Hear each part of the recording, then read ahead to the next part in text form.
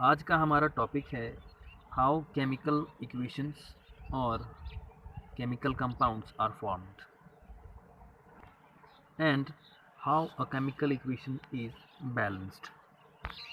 Class 9th और 10th के बच्चों में अक्सर ये डाउट रहता है कि केमिकल कंपाउंड्स कैसे फॉर्म होते हैं, ये उनको पता नहीं होता है, तो आगे चल के उनको केमिकल रिएक्शन फॉर्म करने में दिक्कत आने लगती है। तो आज का जो वीडियो होने वाला है हमारा इन्हीं सब डाउट्स को क्लियर करेंगे। तो स्वागत है आपका ट्रिपल ई क्लासेस में। मैं हूं जितेंद्र कुमार। अगर चैनल को आप लोगों ने अभी तक सब्सक्राइब नहीं किया है तो सब्सक्राइब कर दें और बेल आइकन को भी हिट कर दें ताकि नोटिफिकेशन पहुंचते रहे। चलिए शुरू करते हैं। सबसे पहला एग्जांपल हम लोग लेंगे कॉमन सॉल्ट का, जिसका केमिकल फार्मूला होता है NaCl, सोडियम क्लोराइड जिसको बोलते हैं। ठीक है, सोडियम क्लोराइड। हम लोग देखेंगे NaCl जो कंपाउंड है ये कैसे फॉर्म होता है। NaCl में क्या है, सोडियम क्लोराइड में क्या है, सोडियम है और क्लोरीन है। तो इसका रिएक्शन जो होने वाला है सोडियम प्लस क्लोरीन का होगा। क्लोरीन हमेशा डाई एटॉमिक फॉर्म में रहता है, नेचर में एग्जिस्ट करता है डाई एटॉमिक फॉर्म में। ठीक है, तो Cl2 लिखते हैं, Cl नहीं। तो सोडियम प्लस क्लोरीन अगर मिलाते हैं तो सोडियम कंपाउंड जो फॉर्म होके आएगा वो क्या होगा। ठीक, अगर आपको लग रहा है कि कंपाउंड जो फॉर्म होगा वो NaCl2 होगा तो आप बिल्कुल गलत हैं। ठीक, केमिकल कंपाउंड्स फॉर्म कैसे होते हैं उनको जानने के लिए सबसे पहले आपको जानना पड़ेगा कि इनका वैलेंसी कैसे निकलता है। तो इनका वैलेंसी कैसे निकलता है मैंने इस पर अलग से एक वीडियो बनाया हुआ है, इसके पिछले वाला वीडियो जाकर देखें जिसका टाइटल है आयोनिक वर्सेस कोवेलेंट बॉन्डिंग। तो वो वीडियो जाके पहले देखें तो ये टॉपिक जो है ज़्यादा अच्छा से क्लियर होगा। चलिए देखिए, सोडियम का वैलेंसी कितना होता है। वैलेंसी कहने का मतलब है इसमें इलेक्ट्रॉन्स किस तरह से अरेंज रहते हैं। इसका एटॉमिक नंबर है 11। तो इसमें इलेक्ट्रॉन्स किस तरह से अरेंज हैं, 2, 8 एंड 1। लास्ट सेल में इसका एक इलेक्ट्रॉन है, तो ये क्या करता है, लूज कर देता है। लूज कर देता है इसका मतलब एक इलेक्ट्रॉन लूज कर देगा तो इसका वैलेंसी कितना हो जाएगा, 1। और इसका आयन जो बनेगा Na+ बनेगा। ठीक है, और साथ ही हम लोग क्लोरीन का देखते हैं। क्लोरीन का 17 है एटॉमिक नंबर। तो इसमें अरेंज कैसे रहते हैं इलेक्ट्रॉन्स, 2, 8, के सेल में 2, एल में 8, एम में फिर से 8, 2, 8, 10, 8, 18 हो गया। सॉरी, यहाँ पे 7 होगा, 2, 8, 10, 7, 17।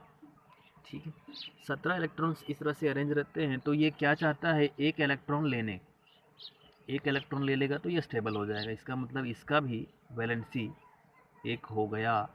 और क्लोरीन का जो आयन बनता है माइनस में होता है, -1। 1 नहीं लिखते, माइनस लिखते हैं सिर्फ। ठीक है,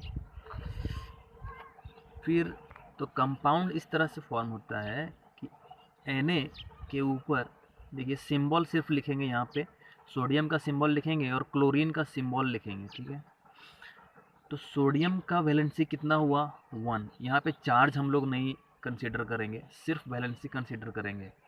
क्लोरीन का भी वैलेंसी कितना है, 1। तो इसका जो वैलेंसी होता है ये यहाँ पे ट्रांसफ़र हो जाता है और इसका जो वैलेंसी होता है यहाँ पे ट्रांसफ़र हो जाता है। तो इस तरह से बनता है आपका कंपाउंड NaCl। 1 1 नहीं लिखते हैं। ठीक है, सिंपली NaCl, ये कंपाउंड फॉर्म हो गया। ठीक है, NaCl2 क्यों नहीं हुआ पता चला। अगला एग्जांपल हम लोग लेते हैं वाटर का, H2 जो बनता है हाइड्रोजन प्लस ऑक्सीजन। ठीक है, वाटर में क्या रहता है, हाइड्रोजन प्लस ऑक्सीजन। तो H2 और फिर से H2 और O2 आ गया, क्योंकि हाइड्रोजन और ऑक्सीजन भी क्लोरीन के जैसे ही डाई एटॉमिक फॉर्म में ही नेचर में एग्जिस्ट करते हैं। तो H2 और O2 को जो रिएक्ट करवाते हैं तो क्या बनता है, हमारा कंपाउंड फॉर्म होके क्या आएगा। देखिए, हाइड्रोजन का वैलेंसी कितना है, एटॉमिक नंबर 1 है, इसका वैलेंसी भी 1 ही है। और ऑक्सीजन का वैलेंसी कितना है, इसका एटॉमिक नंबर 8 है। तो इसमें किस तरह से अरेंज है, 2 और 6, मतलब ये 2 इलेक्ट्रॉन लेता है तब स्टेबल होता है। तो इसका वैलेंसी कितना हो गया, 2। और हाइड्रोजन का हो गया 1। तो फिर से यहाँ पे हम लोग सिर्फ सिंबल लिखेंगे हाइड्रोजन का और ऑक्सीजन का। हाइड्रोजन का वैलेंसी है 1, ऑक्सीजन का वैलेंसी है 2, तो इसका 2 यहाँ ट्रांसफ़र हो जाएगा और इसका 1 यहाँ ट्रांसफ़र हो जाएगा, तो कंपाउंड जो फॉर्म होके आएगा वो होगा H2O। 1 नहीं लिखेंगे, फिर से H2O सिंपल। ठीक है, इस तरह से कंपाउंड्स फॉर्म होते हैं। और एग्जांपल देखते हैं, जैसे है मैग्नीशियम ऑक्साइड। मैग्नीशियम ऑक्साइड में क्या है, मैग्नीशियम और ऑक्सीजन इन दोनों को रिएक्ट करवाते हैं तो क्या कंपाउंड फॉर्म होकर आएगा।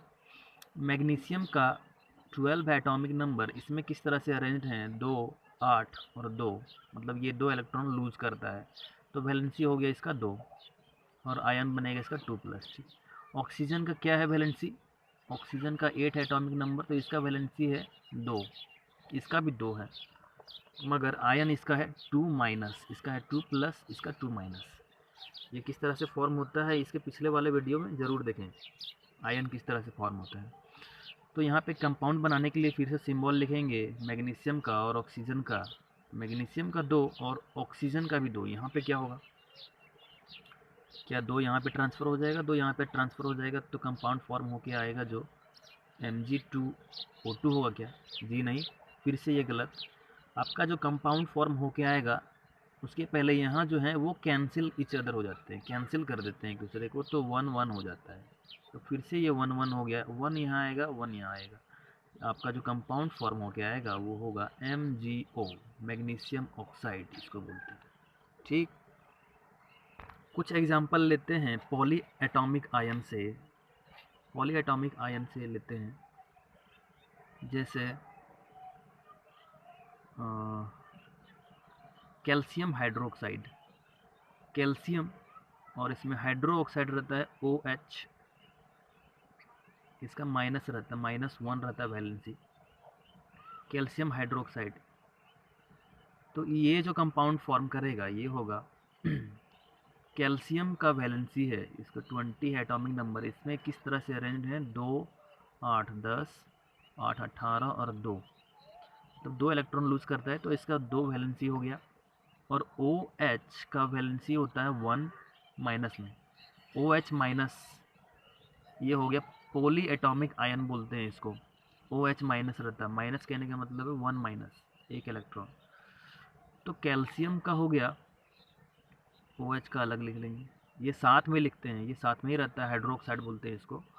कैल्शियम का हो गया 2 वैलेंसी और हाइड्रोक्साइड का होता है 1, तो इसका 1 यहाँ आ जाता है, इसका 2 यहाँ आ जाता है। कंपाउंड जो फॉर्म होता है ये CaOH2, यहाँ पे ब्रैकेट देना ज़रूरी है, अगर ब्रैकेट नहीं लगाएंगे और नीचे में 2 लिखेंगे तो इसका मतलब हो जाएगा सिर्फ हाइड्रोजन 2 हो जाएगा, ऑक्सीजन 2 नहीं होगा। क्लियर है। एक और एग्जांपल लेते हैं पॉली एटॉमिक आयन का, कॉपर सल्फेट का, जिसमें कॉपर और SO4 मिलाते हैं, सल्फर Cu2+, इसका होता है वैलेंसी 2 और आयन होता है 2+। SO4 का होता है 2- होता है वैलेंसी। ठीक है, तो कॉपर और SO4 सिंबल लिख लिए। कॉपर का वैलेंसी 2, ये इसको बोलते हैं सल्फेट, सल्फेट का होता है 2, तो फिर से 2 और 2 कैंसिल कर देंगे एक दूसरे को और 1-1 बन जाएंगे, तो कंपाउंड जो फॉर्म होकर आएगा वो होगा CuSO4। एक लास्ट एग्जांपल से समझेंगे और अच्छी तरह से, कार्बन डाइऑक्साइड का लेते हैं, इसमें कार्बन और ऑक्सीजन मिला के बनाते हैं कार्बन डाइऑक्साइड।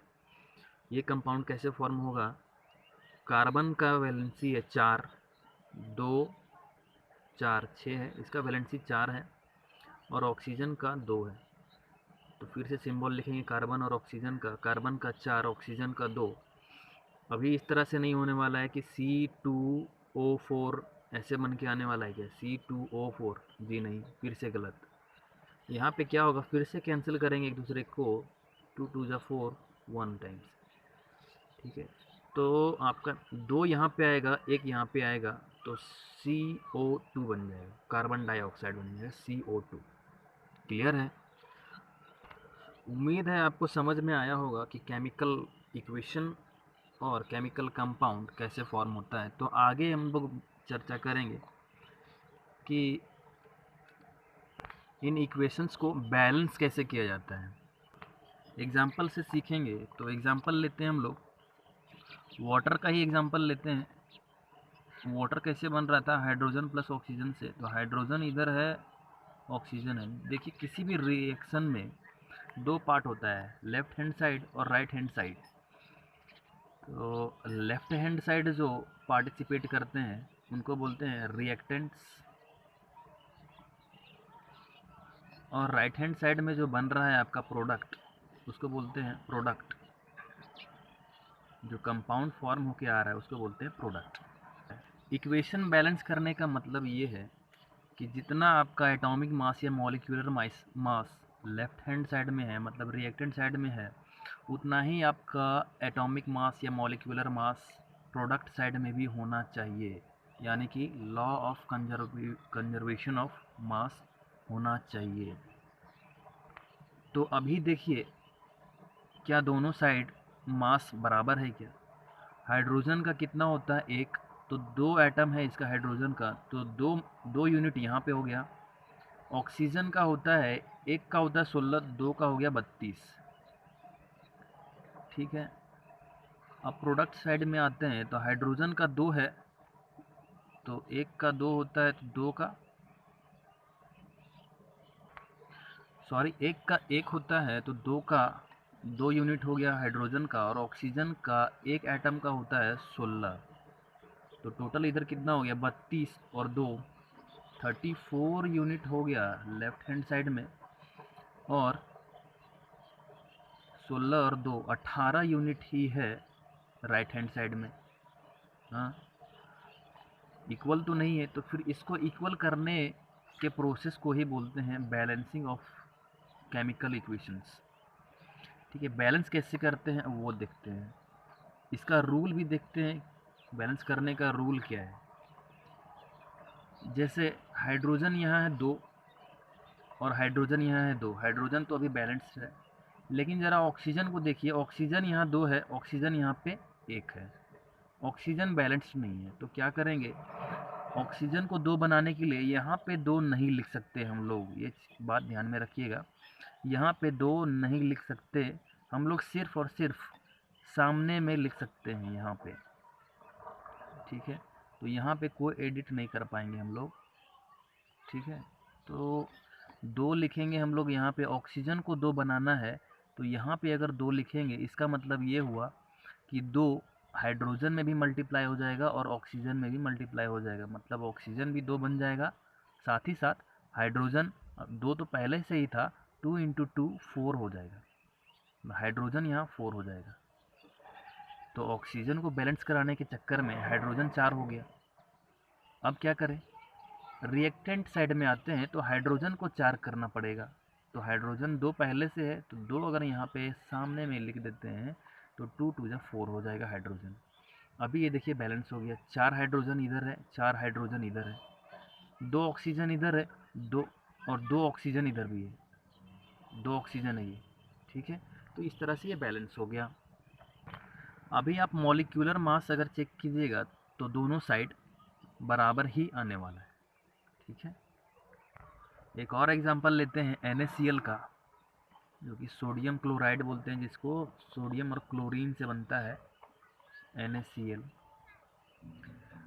तो रिएक्टेंट साइड में एक Na है सोडियम एटम, इधर भी एक Na है, तो सोडियम तो बैलेंस है। आते हैं क्लोरीन पे। क्लोरीन इधर 2 है, लेकिन इधर क्लोरीन एक ही है। तो क्लोरीन को बैलेंस करते हैं, इधर 2 बनाते हैं, तो 2 सामने में लिखेंगे। तो उससे क्या होगा, क्लोरीन तो 2 बन जाएगा, लेकिन सोडियम भी यहाँ पे 2 बन जा रहा है। ठीक है, तो रिएक्टेंट साइड में आएंगे तो सोडियम को 2 बनाने के लिए यहाँ पे 2 सामने में लिखेंगे। अभी ये पूरा इक्वेशन जो है बैलेंस्ड हो गया, दोनों तरफ मॉलिक्यूलर मास सेम होंगे। तो उम्मीद है आज आपको आज का टॉपिक समझ में आया होगा, और जो कुछ समझ में नहीं आया कमेंट में लिख कर भेजें, मैं उस पर अलग से वीडियो बना दूँगा। तब तक के लिए पढ़ते रहिए। Tata bye bye.